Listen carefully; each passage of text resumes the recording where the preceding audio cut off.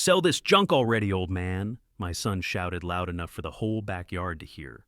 "Or do you want the neighbors to think you belong in the scrapyard along with your rusty cars?"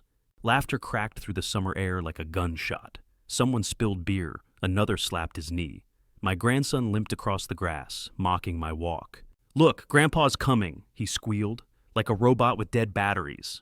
The crowd roared again. Even my daughter-in-law Kelly, holding her glass of wine, smirked and added, "Honestly, George, your yard looks more like a junkyard than a home. Sell it all. At least then it would be worth something."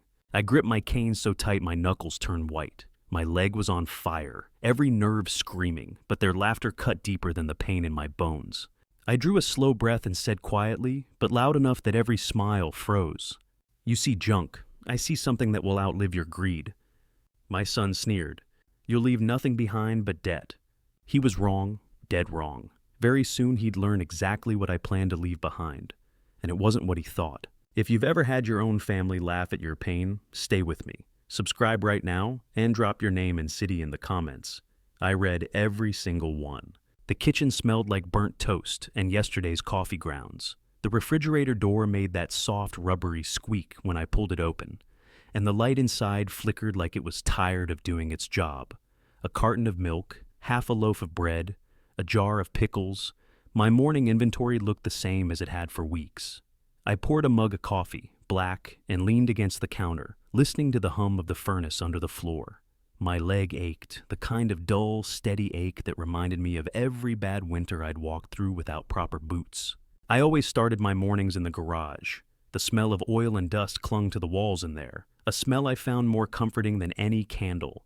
The fluorescent lights buzzed overhead, one tube stuttering like a nervous eye.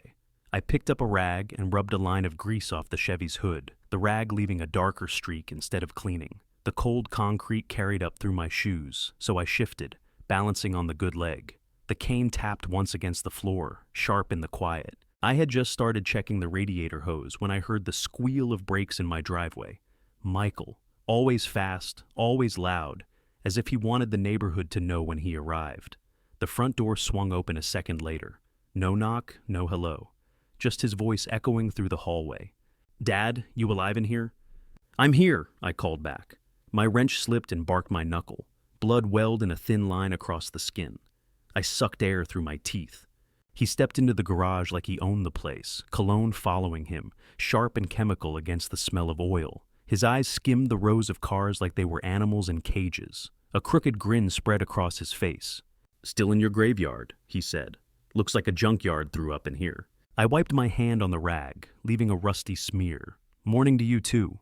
Michael walked over to the workbench and picked up my coffee. He sniffed, made a face, and set it back down. "You know Starbucks sells real coffee, right? Not this sludge." "It gets me through," I said. He tapped the hood of the Chevy with his knuckle. "This one's been here my whole life. You fixing it or just keeping it as lawn art?" "Not lawn art," I said. "History." He laughed. "Yeah, history nobody cares about." The words hit sharper than I let him see. He pulled his phone out, thumbs busy. "Kelly says hi," he added without looking at me. "She also says, if you ever want this place to look like a real garage, we know a guy who will haul it all for scrap." "I don't need a guy," I said, "and I don't sell memories by the pound." He gave me that smile again, the one that looked like charm from across a room, but up close was all blade. "Well, don't expect the HOA to see it that way. Neighbors are already talking." He said it lightly, like a joke, but it wasn't a joke. It was a warning disguised as humor. He slipped his phone back into his pocket and headed for the door. "Anyway, don't stay in here too long. Smells like the inside of a gas station bathroom." When he was gone, I stood still, the hum of the fluorescence filling the space he had left. I touched the blue tarp at the back wall, fingertips brushing dust off the fabric. The smell of leather and old fuel whispered through. I let the tarp fall back into place. He thinks it's all junk. He thinks he knows me. But the truth is sitting right here, hidden in plain sight, waiting. The living room smelled faintly of reheated pizza and the lemon cleaner I'd used that morning. The old lamp in the corner buzzed softly, throwing a warm cone of light over the coffee table stacked with mail I hadn't opened yet. On the TV, a local news anchor talked about traffic delays on I-55, her voice flat, the words more like background hum than information. I sat back in my chair, legs stretched out, cane leaning against the armrest. The cushions sagged under me, familiar in all the ways comfort hides wear. The front door opened without a knock. Again. Michael's voice cut through the sound of the TV. "Dad, you sitting down?" "I usually am," I said. He walked in, smelling of aftershave and fast food, a paper bag in his hand. Kelly trailed him, phone glowing in her palm like an extra limb. Michael dropped onto the couch, tossed the bag on the table, and pulled out a sandwich. He didn't ask if I'd eaten. "You should really think about moving, Dad," he said between bites. "These stairs aren't doing you any favors. Condo life, elevator, zero maintenance. You'd thank me later." "I'm fine here." "Fine," he laughed, shook his head. "You limp up and down these steps like a busted toy. Kelly, tell him." Kelly didn't look up from her phone. "It would be safer, George, and cleaner. The HOA would stop sending those letters." I reached for the remote, turned the TV volume down. "What do you need, Michael?" He took another bite, chewed slow, then wiped his hands on a napkin. "Okay, straight to it.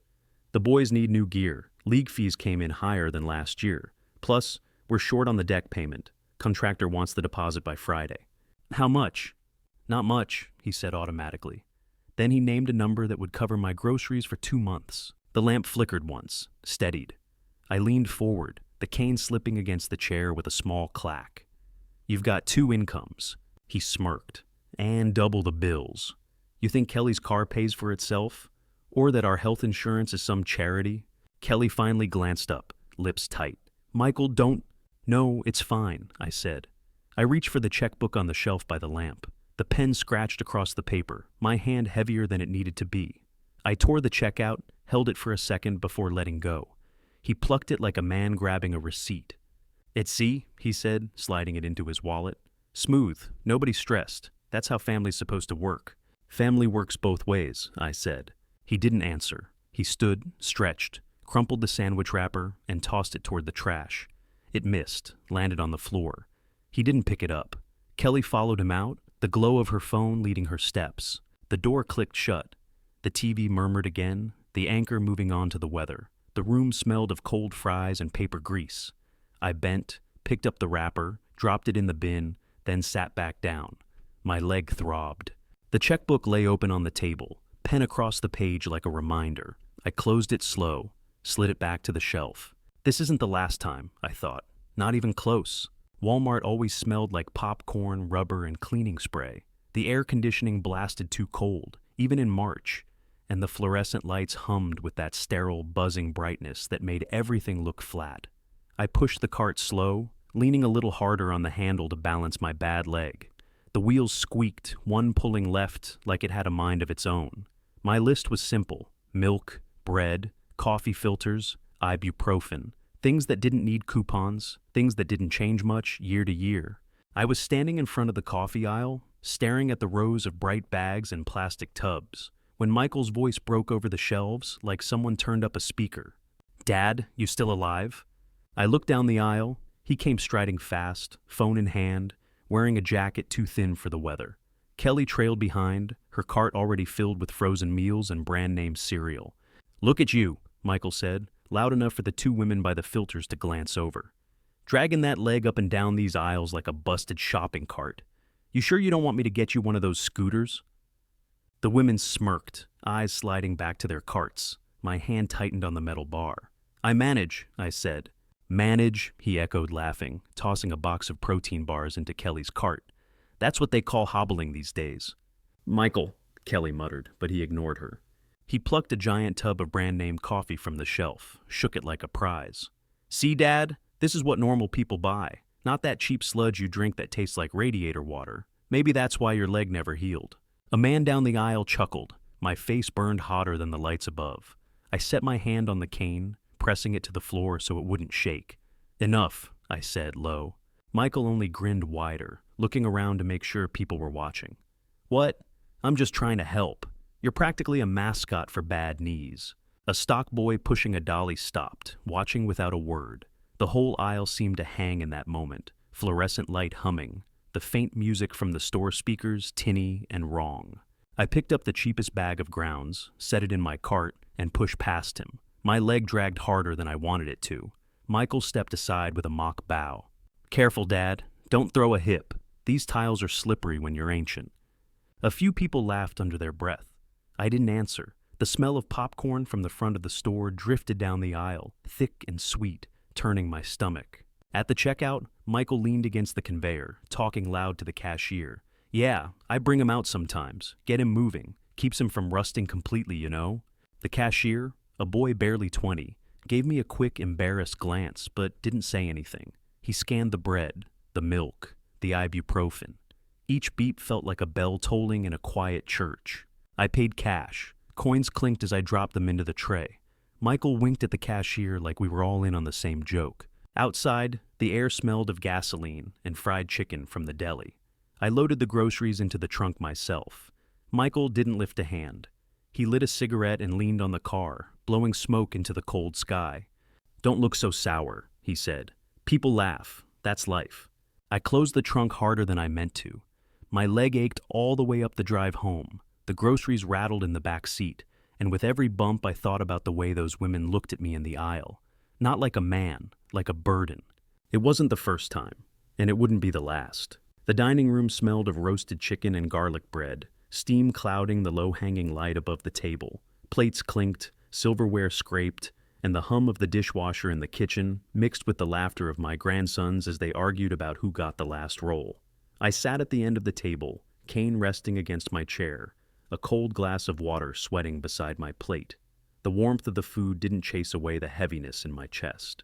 Michael carved a piece of chicken, stacked it high on his plate, then poured himself another glass of wine.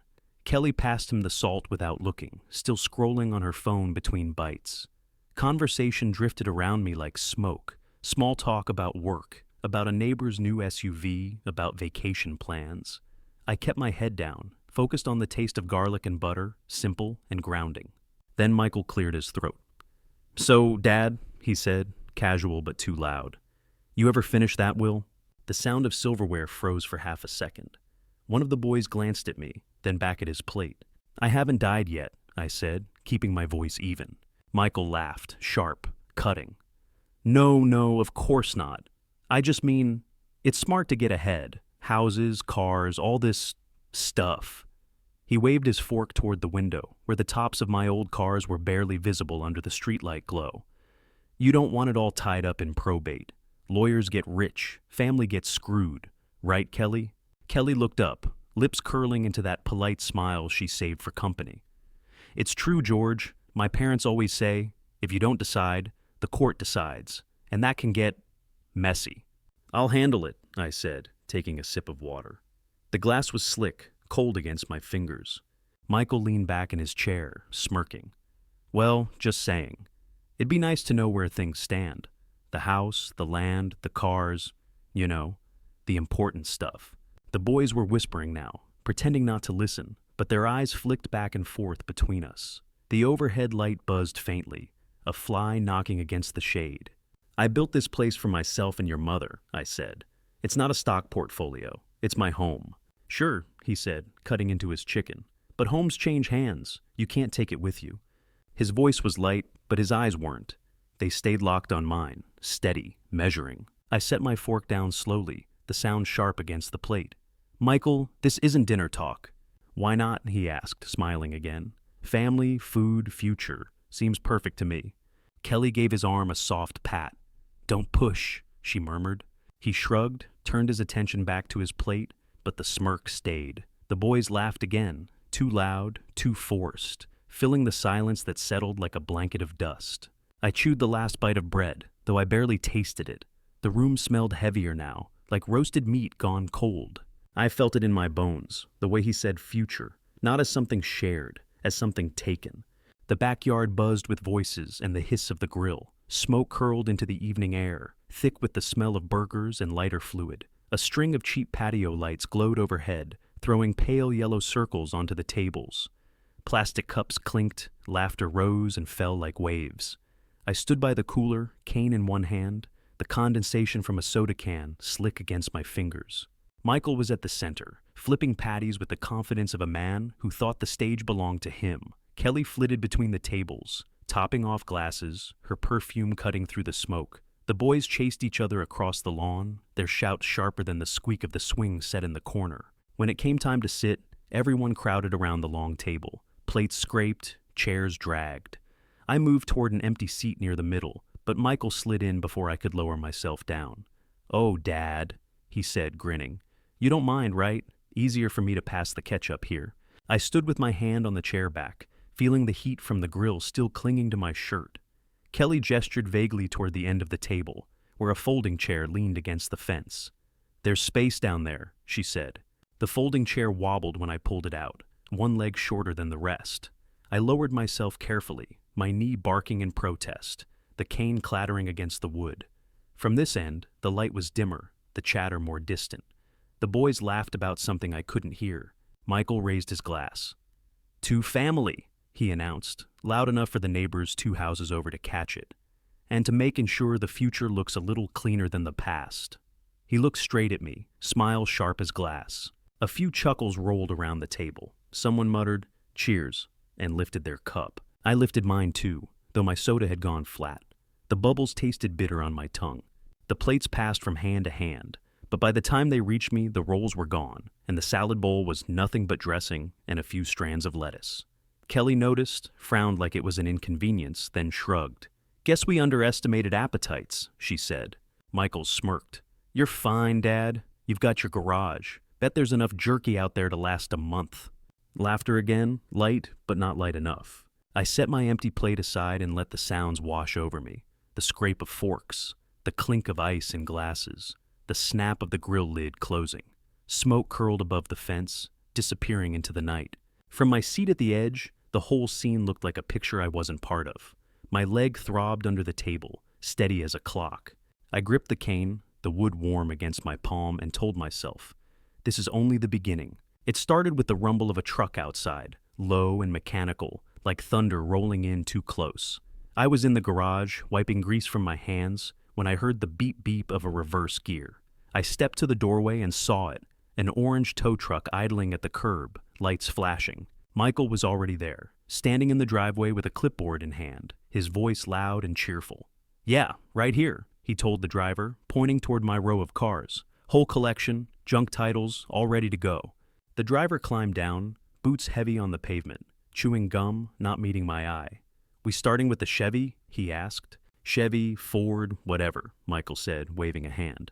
"They're all the same, rust with wheels." My chest tightened. I stepped forward, cane knocking against the concrete. "What's this?" Michael turned, his smile too bright. "Relax, Dad. Doing you a favor. HOA's been on me nonstop. I called a guy, got a good deal. We'll split the check." "You don't have the right," I said, but my voice cracked thin in the open air. Neighbors had already started gathering. Mrs. Delaney stood on her porch, arms crossed. 2 boys on bikes coasted closer, curious. The driver hooked the chain under the Chevy's bumper, metal clanging like iron on stone. My hands shook around the cane. "Stop," I said louder. Michael spread his arms, like a showman. "Everyone, witness the transformation. Out with the trash, in with the future. Don't thank me all at once." Laughter rippled, awkward but real. I felt heat rise in my neck. The Chevy's tires shrieked as the winch pulled, rubber scraping concrete. Years of my work, my sweat, being dragged into the street like garbage. Michael leaned close enough for me alone to hear. His breath smelled of coffee and onions. "You should be grateful. Now you'll finally see what clean looks like." The truck groaned. The Chevy lifted, neighbors whispering. I wanted to shout, to strike, but the words stuck in my throat. All I could do was watch as the car rose higher, the driver tying it down like a carcass. The crowd clapped once, then broke into murmurs. And I stood in the middle of my own driveway, cane pressed hard into the ground, a hollow pit opening inside me. By the time the second truck arrived, the street was lined with cars. More neighbors had come out, phones in their hands, screens glowing. Kelly stood beside Michael, sunglasses perched even in the gray afternoon, her voice bright as champagne bubbles. "He's finally letting go," she said to Mrs. Delaney. "You know how stubborn he was, but it's for the best." Mrs. Delaney nodded, though her eyes darted to me and back. The boys on their bikes snickered, whispering to each other. One of them pointed at my limp as I shifted, cane thumping. The driver hooked the Ford this time, chains clanking like shackles. Metal screeched as the car was dragged forward, the smell of rust and burnt oil filling the air. Michael lifted his phone, snapping a picture. "For the scrapbook," he announced. The day Dad finally admitted defeat. He turned the screen to the neighbors, and they laughed. Not loudly, but enough. "Michael," I said, my voice low, broken, "this isn't yours to take." "Neither is the driveway," he shot back, grinning. "But we're all sharing it, aren't we?" The words hit harder than the sound of the winch. The Ford's hood lurched upward, scraping, the chain taut as a noose. Someone clapped. Someone else whistled. The trucks growled, and my cars, my history, rolled away under the eyes of people I'd known 20 years. I felt my leg buckle. The cane slipped, the wood clattering against the pavement. For a moment I stood without it, bare, shaking. Kelly's laugh rang sharp. "Careful, George, don't break the other one." Heat burned my face. My hands trembled. I bent, picked up the cane, and turned toward the house. Each step back across the driveway sounded like a verdict. Neighbors whispered. Michael's voice followed me, smooth and cruel. "Don't worry, Dad, you'll thank me later." I closed the door behind me, the echo swallowing the noise of the trucks. The house smelled of dust and cold coffee. In the silence, I heard only the tick of the hallway clock and the ragged sound of my own breath. Something in me cracked then, not like glass breaking, but like a floor giving way beneath your feet. The house was too quiet. No hum from the garage, no muffled sound of a radio left on by mistake. Just the tick of the clock in the hallway, steady as a drip in a dark room. I sat at the kitchen table, hands wrapped around a mug of coffee gone cold hours ago. The steam had died, leaving only the bitter smell clinging to the rim. My cane leaned against the chair, a silent reminder. I tried calling Michael once, straight to voicemail. His recorded voice sounded younger than he was, cheerful, careless. "Leave a message, I'll get back to you." I didn't leave one. I tried again an hour later, and again after dinner, each time the same. The screen of my phone dimmed between attempts, the battery running low like my own strength. Outside, I saw Mr. Delaney spreading salt on his steps. I raised a hand through the window. He glanced up, hesitated, then looked down at the sidewalk, busying himself with the shaker. The wave hung in the air, unanswered. By evening, I called an old friend from the shop, a man I'd shared shifts and beers with 30 years back.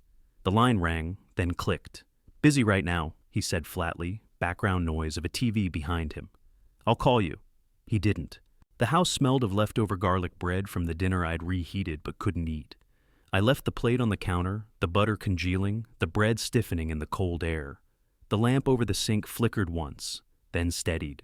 I walked to the garage, opened the door, and stood in the emptiness where my cars had been. The concrete was stained, darker patches where oil had seeped for decades. The space echoed now, hollow. My leg throbbed as if the ache had seeped into the floor itself. I pulled the tarp back an inch. The smell of leather, wool, and something older than both slipped out. The rolls waited, silent, untouched. My fingers lingered on the fabric before I let it fall. I closed the garage door behind me, the sound too loud in the empty night. I sat again at the table. The clock ticked, the fridge hummed, then clicked off. Darkness pressed at the windows. My phone lay face down, still and silent. The coffee was cold to the core. For the first time in years, I felt like a guest in my own house. The next morning, I tried again. Michael answered this time. His voice was clipped, sharp. "What, Dad?" "I just wanted to talk," I said. "Maybe we can—" "Busy, contractors here. Don't start with guilt trips." He hung up before I finished. I sat in silence, phone still warm in my hand. The room smelled of reheated eggs from breakfast, the faint metallic tang of the radiator. Later, I tried calling my daughter. She lived 3 states away, visits rare. The call rang and rang, then went to voicemail. I left a message this time. "It's Dad, just call me back." Hours passed, the phone stayed silent. In the afternoon, I went out to check the mailbox. The wind cut cold, carrying the smell of exhaust from a passing UPS truck. A neighbor walking her dog crossed the street rather than past me. She smiled at the air, tugging her dog along. My cane clicked on the pavement, each sound too loud. Inside the box, another notice from the HOA, bright orange. Non-compliant property, further action may be taken. My name circled in bold. My chest tightened as I folded the paper, the edges cutting into my palm. By evening, Michael showed up unannounced. He didn't sit, just stood in the doorway, arms crossed. "Got the HOA letter?" "Yes," I said. "Good. Then you know I saved you a fine. You should be thanking me, not moping around." "I never asked you to—" He cut me off with a laugh, sharp as broken glass. You're welcome anyway. Don't pretend you could have handled it. You can't even handle stairs. The words lodged deep. He left without another word, the door slamming like a gavel. I went back to the table, the cold coffee still waiting from the morning. I didn't pour it out. The house smelled stale, the air heavy. I called Michael again not 5 minutes later. Voicemail. I called my daughter. Voicemail. I called the old friend. No answer. The clock ticked. The house groaned. The phone stayed silent. Each call felt smaller than the last, like stones thrown into a well too deep to echo. That night, I lay awake, listening to the hum of the furnace. My leg pulsed with every heartbeat. And for the first time, I wondered if this was all that was left. A cold mug, unanswered calls, and silence. I started with the quiet things. The orange HOA notice sat on the table like a traffic cone. At the bottom, tiny print I'd missed. Complainant, voluntary, M. Miller. Voluntary. My own son had filed it. I slid the paper into a zip bag. The bins were at the curb, slick with frost. Under pizza boxes and a crumpled banner, I found a carbon slip stamped Jeff's Recovery and Towing. The top copy was gone, but the pressure bled through. Owner, agent, Michael Miller. Signature, a hurried loop that wasn't mine. Junk title pending. I steadied my hand and photographed the page. Back inside, the furnace kicked on. I opened the laptop and typed Cook County Property Complaint Portal. A pale page loaded. Parcel number, address, last action, voluntary abatement scheduled. Requester, Michael Miller, authorized representative. I printed it. The inkhead stuttered, then darkened. I called the number on the tow slip. A woman answered like she'd been interrupted mid-sandwich. Jeff's. My name is George Miller. 2 trucks were at my address yesterday. I need copies of the work orders. Can't give you that, sir. Customer privacy. I am the customer. Name on the ticket says Michael. My son, I said. He had no authority. She sighed. You can come by. I'll print what we've got. I gotta redact payment. Redact the price, I said. Leave the signature. Before I left, I went to the garage and ran my fingers along the blue tarp. Not today, I told the leather and the shadow beneath. Not yet. I took the service manual for a 71 Dart, cut the spine with a box cutter, and slid the printouts into the hollow. The book looked the same when I set it back. On the way out, my phone buzzed. Michael. Don't be dramatic. Thank me by Friday. A second text blinked in. Stop calling around. I let the screen go dark and picked up my cane. Jeff sat behind a chain-link fence in a strip of warehouses by the river. Inside, the office smelled like coffee burnt to tar. You the dad? I'm the owner. She slid 2 printed tickets under the glass. Even redacted, they said what they needed. My address, the VINs, and the line that mattered most. Authorizing party. Michael Miller. The signature wasn't mine. She wrote JEFF with a number on a card and pushed it through. Outside, wind came off the water and tugged at my coat. First pieces gathered. Not enough to win, enough to aim. Back home, an envelope waited in the mailbox. Courtesy reminder, voluntary abatement follow-up. Kelly's handwriting on it. I opened the service manual again, slid the new copies into its belly, and set it back. I texted a number I hadn't used in years. Nora Vega, attorney. It's George. I need a consultation. Paperwork issue, family. Her reply came fast. Tomorrow, 10. Bring everything. Don't talk to them. I set the phone face down and rested my palm on the tarp as I passed through the garage. The fabric was cold. The leather underneath answered with a scent like a promise without words. Tonight. Nora's office sat in a strip mall between a nail salon and a payday loan place. Winter sun hit the smoked glass and bounced back. Inside, the heater rattled. The lobby smelled like paper and instant coffee. Appointment? The receptionist asked. Name tag, Brenda. George Miller, 10 o'clock. She flipped a clipboard. ID? I slid my license under the glass. She pushed a pen toward me. Signed a consent to recording. Recording? Attorney safety. Standard. I signed. A door clicked. Nora leaned out. Short dark hair, no jewelry, a steady face. George, come in. Her office was small and warm. Files leaned in short towers. A space heater hummed. She pointed to a chair. I set a plastic sleeve on my knees. HOA notice, toe slips, printouts, Jeff's card. I kept the service manual to myself. Tell me, she said. I did. Not the whole life, just the week that broke it open. When I finished, she didn't talk. She read each page like a bridge she had to test. Then she tapped the toe slip. Your son had no authority to act for you, she said. This authorized rep language isn't magic. It's handwriting. Do you have a power of attorney on file? No. Good. She wrote as she spoke. We send preservation letters to the tow company and HOA. Cease and desist to your son. We also file an owner alert at the recorder so no one can play games with your title. That buys time. Time for what? To build a box around the truth. Did anyone film the tow?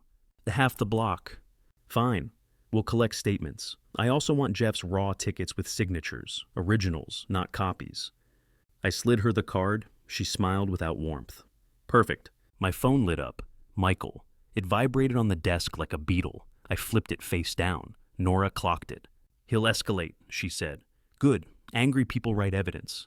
Is this going to get ugly? It already is. We make it useful. She drafted letters. The printer coughed. The pen scratched. Varm toner. Okay. She slid them into envelopes, sealed them. Anything else I should know?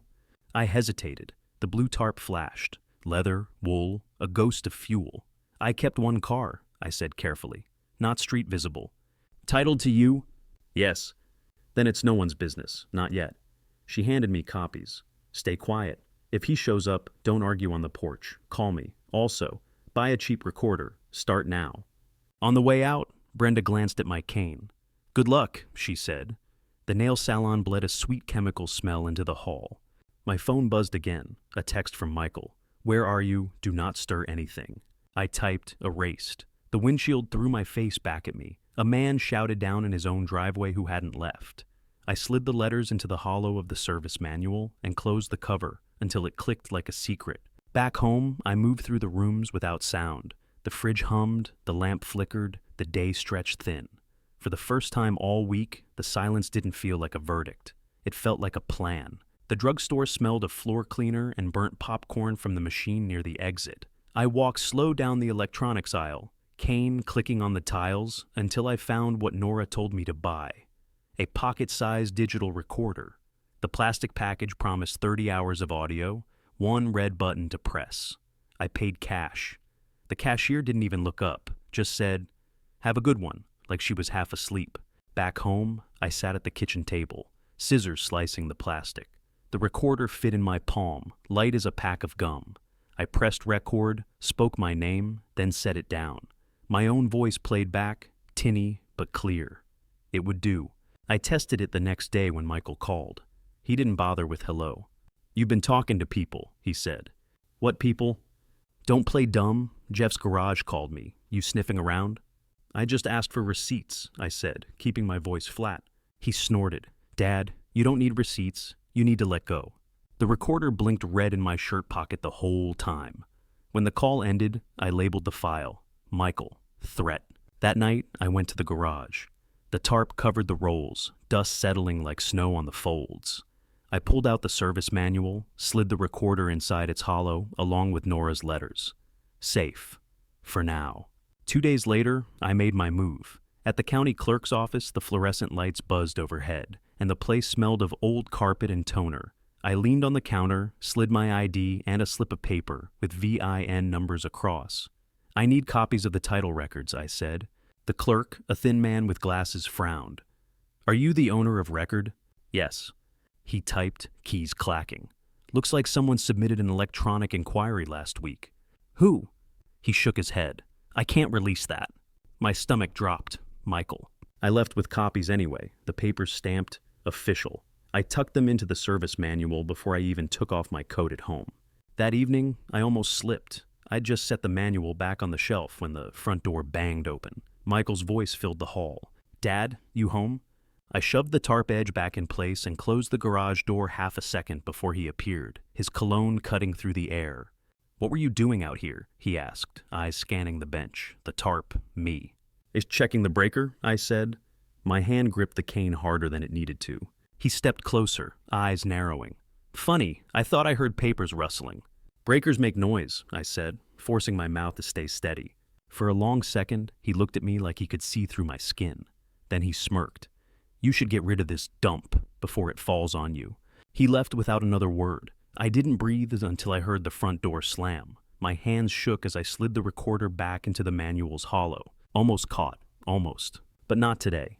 The next morning, the phone rang before I'd even finished my first sip of coffee. The sound was shrill in the quiet kitchen, bouncing off the linoleum and the humming fridge. I picked up. "Where were you last night?" Michael's voice sharp. "At home," I said. "I drove by." Garage light was on. "I couldn't sleep." "Doing what?" "Sorting bolts." He snorted. "You and your junk. Listen, don't talk to anyone. Not the neighbors, not the clerk's office. If I find out you're stirring things, I'll—" He stopped, changed tone. "I'll have to take measures." The call clicked dead. My coffee had gone lukewarm already. That afternoon, I went back to Nora's office. She slid a new envelope across the desk. "This is a draft restraining letter. If he keeps threatening, we file. How's the recorder?" I pulled it from my coat. "Got him last night. Threats, indirect, but clear." "Good," she said. "Label and store everything. And George, don't bluff. Only act when you've got the net tight." On the way home, my phone buzzed again. A text from Michael. "Meet me tonight. 7 p.m. We need to talk. Garage." My chest tightened. A trap. At 7, the garage smelled of oil and damp concrete. The blue tarp loomed at the back. Michael came in fast, face tight, phone already in his hand. "What's under that tarp, Dad?" he demanded. "You've been hiding something. Papers, titles, what?" "Paint cans," I said evenly. "Don't lie." He shoved past me, hand grabbing the edge of the tarp. My cane clattered as I moved. "Stop!" My voice cracked louder than I meant. The recorder in my pocket blinked red. He froze, turned slowly, grin spreading. "You are hiding something. Knew it." He lifted his phone. "Maybe I should call the HOA right now." I forced a slow breath. "Call them. Tell them you're harassing a 70-year-old man in his own garage. Tell them you filed false signatures at Jeff's. See how that plays." His face flickered. "Just for a second, doubt." "Go ahead," I said, softer. "Make the call." He lowered the phone. "You think you're clever. I think I'm patient." He stormed out, muttering. The door slammed, leaving only the hum of the fluorescent light. I sank onto the stool, leg throbbing. Pulled the recorder out. The red light still blinked. His words. "What's under that tarp, Dad? You've been hiding something. We're saved." Another piece for Nora's box. I slid the recorder back into the hollow of the service manual. My fingers brushed the envelopes inside. Still safe. Almost exposed, yes, but not broken. Tonight, for the first time in weeks, I felt a thin edge of victory. The first call came just after dawn, before the sun had warmed the frost on the windows. My phone rattled against the kitchen counter, loud in the silence. I picked it up, voice still rough from sleep. "Dad?" Michael didn't bother with good morning. "I talked to the clerk. They said someone pulled title copies on the cars." I steadied my hand on the counter. So? He barked a laugh. "That was you, wasn't it? You think I don't know? You're digging, trying to trap me." I wanted to check my records. "Your records?" His tone sharpened. "You don't even know how to log in. Who's helping you?" I let the pause hang too long. He heard it. "Who's helping you?" he repeated louder. "No one," I said finally. "I don't need help." He exhaled through his nose, sharp. "You're lying. Don't. If you keep this up, you're gonna regret it." The line clicked dead. I stood at the counter, the fridge humming behind me, the smell of yesterday's garlic bread still in the air. My coffee had gone cold again. The phone screen glowed, Michael's name like a stain. Later that morning, I saw him parked across the street in his SUV, engine running, watching the house. He didn't wave, just sat there, sunglasses hiding his eyes. Neighbors walked their dogs, glanced, and hurried on. I pulled the curtains, heart hammering. By noon, another text buzzed in.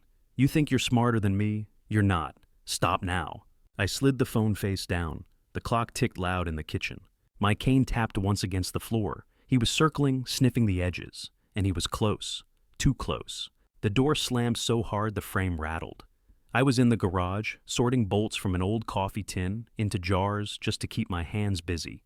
The air smelled of cold concrete, dust, and faint gasoline.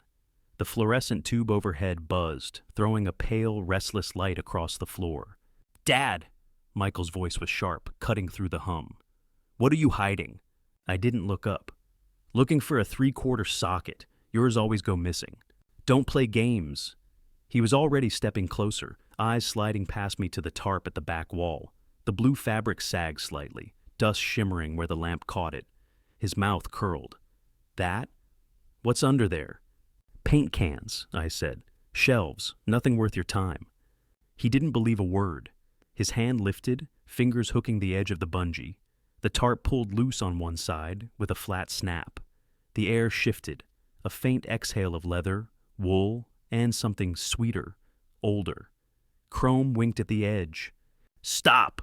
My voice came out lower than I expected, rougher. What if I don't? He grinned, eyes flashing. What are you gonna do, limp at me? The recorder in my pocket blinked red, catching every word. He didn't see it yet. He yanked harder. Light spilled onto the hood. Polished steel, impossible to mistake. My heart slammed. For one frozen second he saw something gleam, something that wasn't rust. Then the cane in my hand slipped on the concrete and clattered. Instinctively he looked down. I grabbed the tarp with my free hand, yanked it back into place, and snapped the bungee over the hook. The shine vanished. Only a dust-stained sheet of fabric remained. What the hell was that? He snapped, glaring at me. Breaker box, I said quickly, leaning hard on the bench. Old houses make noise. His eyes narrowed. Suspicion radiated off him. Then his gaze dropped to my jacket pocket. What's that? Thought I heard beeping. My hand dipped in, came up with the ibuprofen bottle I'd stashed there that morning. I rattled it, pills knocking against plastic. Painkillers. Knee doesn't heal itself. He stared for a beat too long. Finally he snorted, tossed the manual for the 71 Dart back onto the shelf, and stepped away. You're losing it, Dad. If you're hiding paperwork, I'll find it. Don't think you're smarter than me. He shoved past, storming out, his cologne trailing after him like smoke. The door slammed again. I stood still, breath rattling in my chest. Cane pressed so hard into the floor, my hand hurt. Slowly I pulled the recorder from my pocket, red light still blinking, his voice clear as a knife. What are you hiding? I slipped it into the hollow of the service manual, next to the letters. My hands were trembling, almost caught, almost. The letter from the county court came in a plain white envelope. I found it in the mailbox just after noon, the paper stiff from the cold. Inside, a notice of potential lien proceedings. My name at the top. My stomach dropped. By the time I reached the kitchen, the phone was already ringing. I didn't need to check the screen. You see the letter? Michael's voice was pure acid. Yes, I said quietly. Good. Now you understand who's in charge. You can either sign the authorization and let me take care of the property, or they'll bury you in fees until you choke. Your choice. That's fraud, Michael. He laughed. Fraud?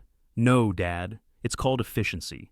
Nobody cares what happens to an old man with junk cars. They care about value. I'm providing it. The line buzzed. For a second I thought he'd hung up. Then he added low, don't talk to lawyers again. I'll know. Click. The house felt smaller, darker. I stared at the notice, the seal stamped deep into the paper like a wound. My first thought was to call Nora. My second was fear. If Michael really had someone watching the clerk's office, what else could he see? That night, I drove out past the freeway, the Rolls still sleeping under the tarp. In my trunk, hidden under an old blanket, was the service manual stuffed with copies and recordings. I pulled into a 24-hour FedEx, the parking lot buzzing with sodium lights and the faint smell of diesel from idling trucks. Inside, the air reeked of toner and hot plastic. I copied everything, HOA letters, tow slips, Nora's drafts. Page after page fed through the scanner, whirring. The clerk gave me a curious look. Big case? She asked. Family paperwork, I muttered. When I walked out, I had a flash drive in my pocket and an envelope of copies under my arm. Insurance. Back home, the neighborhood was silent except for the wind snapping a loose gutter. I slid the flash drive into a tin of old spark plugs. The envelope went into the hollow of the manual. Then I pulled the tarp in the garage tight, doubling the knot on the bungee. The risk had grown teeth. He was circling closer, pressing harder. But now, even if he tore the tarp off, even if he ripped open the manual, there were copies in the world he couldn't touch. For the first time in days, I slept. Not well, but enough. The Cook County Courthouse smelled like wet wool and burnt coffee. I stood at the bottom of the granite steps, cane in one hand, the service manual tucked under my arm like homework I finally finished. News vans idled at the curb, Channel 7, Channel 9, antenna masts poking at the gray sky. A cameraman shouldered past me, the lens already pointed toward the doorway, as if the verdict might walk out on its own. "George!" someone called. Mrs. Delaney, coat buttoned crooked, stood with two other neighbors, their mouths small with curiosity. She lifted a hand, then lowered it when Michael appeared at the top of the steps like a man arriving to a ribbon cutting. New suit, fresh haircut, Kelly at his elbow in a cream coat and sunglasses, though the sun hadn't bothered to show up. His lawyer, tall, with a tie the color of a bruise, kept pace on his other side. Michael saw me and smiled like we were about to take a family photo. "Dad, you made it." "I live here," I said, "in this county, in that house." He chuckled as if I'd told a small, simple joke. "Let's keep this clean, okay? No theatrics." Inside, the metal detector barked at my belt buckle. The guard waved me back, then forward, bored voice telling me to empty my pockets.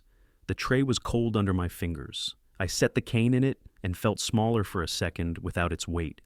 The manual I kept in my arms. It wasn't metal, but it felt heavier than steel. We took our places in Department 12. The room was all varnished wood and fluorescent hum, the kind of light that makes even the righteous look a little guilty. A clock over the door ticked in small, decisive clicks. Nora slid into the seat beside me, her hair damp from the drizzle. "You ready?" she asked. "As I'll ever be." Michael sat across the aisle. He leaned back, ankle on knee, the posture of a man posing for a brochure. Kelly whispered something. He smirked. His lawyer glanced over our way and gave me a nod that felt like a warning. "All rise," the clerk called. The judge entered, robe swaying, eyes already scanning the docket. We sat. Papers shuffled. A microphone crackled like an old radio. "Oh, case number," the clerk read, and then, "Miller v. Miller." Michael's lawyer was on his feet first. "Your Honor, this is straightforward. My client has been attempting to bring his father's dangerous property into compliance. He has acted in good faith to abate a nuisance, abandoned vehicles, code issues, potential safety hazards." "They weren't abandoned," I said before I could stop it. Nora's hand touched my sleeve, a quiet press. "You'll get your turn," she whispered. The lawyer continued, smooth as poured oil. "The son sought only to assist. Unfortunately, Mr. Miller has become combative, and outside parties," his eyes flicked to Nora, "have inflamed the situation. We seek the court's permission to proceed with remediation without further interference." The judge turned his gaze to us. "Ms. Vega?" Nora stood, voice even, unhurried. "Your Honor, remediation is an interesting word for unauthorized towing, forged signatures, and a neighbor-pleasing spectacle. We will show that Mr. Michael Miller acted as authorized representative without authority, that he initiated lien threats and abatement on property that is not his, and that he did so over the objection and humiliation of the owner." A rustle moved through the gallery. Coats, whispers, the soft click of a pen. The Channel 7 mic flag bobbed at the end of a reporter's arm near the back row. Michael rolled his eyes, the smile thinning. The judge laced his fingers. "Let's keep this to evidence, counsel. No speeches." "Of course," Nora said.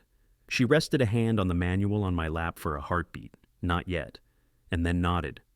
"We'll begin with notice and authorization." Michael muttered to his lawyer, too low for most ears. My recorder in the jacket pocket wasn't on. Nora had told me today we wouldn't need it, but I could have written each word from his mouth. He wasn't worried. He was annoyed. That would change. The clerk called the first witness, the HOA president. He looked apologetic even before he spoke. "We received multiple complaints," he said, eyes skittering toward Michael. "Mr. Michael Miller offered to coordinate abatement. He signed as authorized party on the portal."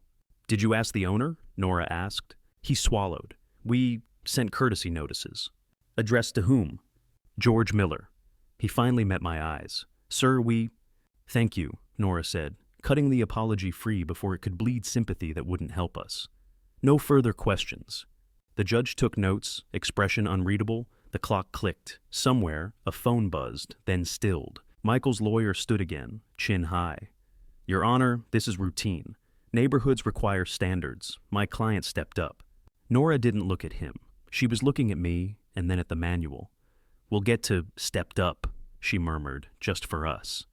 When we stepped forward, I glanced over my shoulder. The pews were fuller now, neighbors who hadn't spoken to me in weeks. The bored face of a young cameraman, Mrs. Delaney clutching her purse like a hymnal. Their mouths were small circles of interest, like they were watching a magic trick and waiting for the reveal. Michael caught my eye and smiled again, wider this time, like he was sure the rabbit wasn't in my hat. Good, I thought. Keep smiling. We were only at the doorway. The hallway behind us was long, and I had the keys. The courtroom smelled of polish and old paper, every sound carrying too far under the high ceiling. Michael lounged in his chair like it was his living room, one ankle crossed over his knee, grin faint but constant. Kelly whispered in his ear, adjusting her sunglasses on top of her head like she expected flashbulbs. Nora rose smoothly. Your Honor, Exhibit A. She handed up a clear sleeve. Inside, the orange HOA notice. Highlighted in bright ink, the words glared. Complainant, voluntary. M. Miller. The judge peered down. This is your son? Yes, sir, I said. My voice came out steadier than I felt. Michael's lawyer stood fast. Your Honor, this proves nothing except that my client, a concerned neighbor, took initiative when his father neglected... Neglect? Nora's voice cut sharp. The notice explicitly states the complainant volunteered. He filed against his own father. She turned toward the gallery. And then bragged about it. Whispers broke out. I saw Mrs. Delaney covers her mouth. Two men leaned together, murmuring. The reporter's pen scratched louder than it should have. Michael laughed too loud. Are we serious? It's a letter, a form. Anybody could have filled it out. Maybe Dad even did it himself. Nora stepped closer to the bench. Exhibit B. She slid another sheet into view, the carbon copy from Jeff's towing, the imprint of his name scrawled across the bottom. Authorizing party, Michael Miller. The lawyer started to object, but the judge raised a hand. Let him answer. Mr. Miller, is this your signature? Michael leaned back, feigning offense. That's ridiculous. Anyone could... Your Honor, Nora said calmly. We will call Jeff Miller, the tow operator, to testify if needed. He spoke directly with Michael. I also have the card he provided to Mr. George Miller, with his handwriting confirming who placed the order. More murmurs. The cameraman tilted his lens, adjusting focus. Michael's grin faltered, just for a second, before snapping back. So what? I saved him fines. The neighborhood should thank me. But the words didn't land. I saw it in the faces behind him, the frowns, the narrowed eyes. They weren't hearing savior. They were hearing betrayal. I folded my hands on the manual in my lap, felt the weight of the hidden papers inside. This was only the beginning. Michael was still smiling, but now I noticed his knee bounced under the table. The judge adjusted his glasses, eyes narrowing at the copy from Jeff's towing. The silence in the courtroom felt heavier than the wood paneling. Mr. Miller, he said, looking at Michael, this is a serious claim. Did you authorize the removal of your father's vehicles? Michael leaned forward, palms open like he was explaining to children. Your Honor, those cars were hazards. My father's judgment isn't what it used to be. I did what anyone would have done to protect property values. A murmur ran through the gallery, protecting values, not family. Kelly touched his arm, but the gesture looked more like control than comfort. Nora rose again, calm as ever. Exhibit C. She slid a flash drive into the clerk's hand. On the projection screen at the side wall, text appeared. Cook County Property Portal. Requester, Michael Miller. Authorized representative. The words glowed like neon in the dim courtroom. People craned their necks. I heard Mrs. Delaney gasp softly. Michael's lawyer jumped up. Objection, Your Honor. This proves nothing. Online portals can be accessed by anyone. No guarantee it was my client. Nora didn't raise her voice. And yet the request logged at 11:42 p.m., the exact time Mr. Miller's phone pinged near his home Wi-Fi. We subpoenaed the metadata. It matches. The room stirred. Reporters scribbled fast. One cameraman leaned so far forward, his lens nearly touched the bench rail. Michael's grin cracked wider, desperate. This is insane. My own father and some bottom-shelf lawyer conspiring against me? Really? He laughed too hard, and it echoed wrong. The judge's gaze stayed flat. Do you deny submitting this request? I don't recall, Michael muttered finally, voice tight. The gallery erupted in whispers, a few people shaking their heads. One man let out a short, sharp laugh. Ugly, but true. Kelly's face went pale under her makeup. Nora let the silence work before she spoke again. No further questions, Your Honor. But there is one more piece to this puzzle. Her hand brushed the service manual resting on my lap. My cane pressed harder into the floor. The moment was coming, and everyone could feel it, the room tightening, waiting. Michael shifted in his chair, tapping his knuckle against the table, the rhythm uneven. For the first time all day, he wasn't smiling. The judge leaned back, fingers steepled, eyes moving from Nora to me, then to Michael. The gallery had gone so still that the hum of the ceiling fan sounded like thunder. Nora stood, her voice low but sharp. "Your Honor, the defense claims this is about compliance, about safety. But what happened was personal. It was betrayal." She tapped the service manual resting on my lap. "With the court's permission, we'd like to enter one final exhibit." The judge nodded. My hands trembled slightly as I passed the manual to the clerk. The weight of it felt different now, like all the weeks of silence and humiliation compressed into paper. The clerk opened it, pulling out the hollowed section. Inside, envelopes, carbon copies, photos, and at the very top, a digital recorder. Nora gestured. "Play track 5, please." The clerk pressed a button. My own kitchen filled the courtroom, the audio tinny but unmistakable. Michael's voice dripping with contempt. "What are you hiding, Dad? You've been sneaking around. Don't think you're smarter than me." The sound echoed off the wood. Kelly's lips parted, her face tightening. Reporters looked up from their notepads. Someone in the back muttered, "My God." The recording continued, my voice calm but tired. "You don't have the right." Then Michael again, louder. "If you keep this up, you're going to regret it." The gallery stirred, shock rolling through in a wave. A woman in the second row shook her head. A man whispered, "Threats." Cameras clicked, light flashing across the varnished benches. Michael half stood, his chair screeching against the floor. "That's out of context. He's twisting. He's been setting me up." His voice cracked at the edge, breaking the smooth confidence he'd worn like a suit all morning. The judge's gaze stayed steady. "Sit down, Mr. Miller." For the first time, Michael's face flushed deep red. His lawyer leaned in, whispering fast, but Michael pushed him away. "They're lying. He's senile. He doesn't know what he's doing." But no one looked convinced anymore. The weight of the room had shifted. Every face, every whisper, every camera was aimed at him now, not me. I watched him tremble, fingers gripping the table so tight his knuckles went white. It was the first crack in the wall he'd built around himself, and everyone saw it. Michael was still on his feet, chest heaving, eyes darting around the room like a trapped animal. The reporters smelled blood, pens scratching, cameras flashing. The gallery buzzed with low voices, people leaning to each other, whispering words I couldn't hear but could feel. Liar, fraud, betrayal. Nora waited until the noise rose high, then lifted one hand. "Your Honor, Exhibit F, the notarized affidavit from Jeff's Towing, confirming that Michael Miller personally signed for removal of 2 vehicles without authority. Copies were provided to opposing counsel yesterday." The clerk slid the affidavit to the judge. He read silently, his lips pressing thinner with every line. When he looked up, his eyes cut through the room like glass. "Mr. Miller," he said evenly, "this court does not tolerate forgery, unauthorized representation, or threats of coercion. At minimum, these documents support a civil fraud claim. At maximum, they border on criminal misconduct." Michael's mouth opened, but no words came out.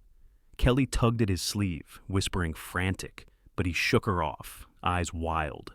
His lawyer rubbed his forehead, looking like he wanted to melt into the wood. The judge continued, voice hard. "From this moment, any further attempts to act as your father's representative are void. The vehicles, property, and assets remain solely in Mr. George Miller's name. Additionally, we will forward these records to the state's attorney for review." A wave went through the gallery, gasps, murmurs, a sharp click of a camera shutter. Mrs. Delaney covered her mouth again. The younger neighbors just stared, stunned. Michael sagged back into his chair, face gray now instead of red. He tried to smile, but it twitched and died. His knee bounced under the table, a nervous tick that gave him away more than words ever could. The judge tapped his gavel once. "This hearing is adjourned." The room exploded, reporters rushing for the door, neighbors buzzing, Kelly snapping at Michael in a low hiss. He sat frozen, eyes fixed on me, fury and something else, fear. I rose slowly, cane steady, and turned toward him. The words were there, waiting, heavy on my tongue. I leaned just close enough for him to hear, but loud enough that the microphones caught it too. "You buried me with papers, Michael," I said, my voice flat and final. "Now those same papers will bury you." He flinched as if struck. The cameras flashed, the gallery gasped, and I walked out, the weight of the manual gone from my arms, replaced by something lighter, air I hadn't breathed in years. The courthouse steps were slick with rain, but I didn't feel the cane slip once. Reporters swarmed past, chasing Michael and Kelly as they tried to duck into their SUV. Flashes lit up the gray sky, microphones stabbed like spears. Michael's face was pale, jaw tight, his perfect suit already wrinkled. For the first time in his life, he didn't look like he was in control. He looked small. Neighbors avoided his eyes. Some whispered, others simply shook their heads. Mrs. Delaney caught mine and gave a tiny nod, something like respect. By the end of the week, Channel 7 ran the story. Local man accused of forging father's signature, facing civil fraud review. The photo of Michael outside the courthouse was everywhere, jaw clenched, eyes down, a hand up to block the camera. He stopped coming by. No calls, no texts. Kelly unfriended half the neighborhood. The house across the street went quiet, blinds always drawn. As for me, I went back to the garage. The tarp came down for good. Underneath, the rolls gleamed, dust brushed away to reveal lines the world had forgotten. A curator from the Chicago Auto Museum came 2 days later. He circled the car like a pilgrim, eyes wide, voice reverent. "Mr. Miller, do you understand what you have? This is a museum piece, a treasure. They took it away on a covered truck, not a tow chain. The papers they gave me in return had more zeros than I'd seen in my life. I signed them without shaking. With part of it, I paid off the house, every last cent. With the rest, I scheduled the surgery my doctor had been urging for years. A month later, I walked without the cane for the first time since the injury. Each step was heavy, real, mine. One evening, I sat at the kitchen table again, lamp humming, coffee steaming this time, not cold. The clock ticked, but it no longer sounded like a countdown. It sounded like time returned. I looked out the window. The driveway was empty now, clean concrete shining in the porch light. For once, it didn't feel like loss. It felt like space. Family, I thought, is a road with 2 lanes. If they force you off, you don't stand still. You take the wheel and drive your own. And that night, for the first time in a long time, I locked the garage door and smiled.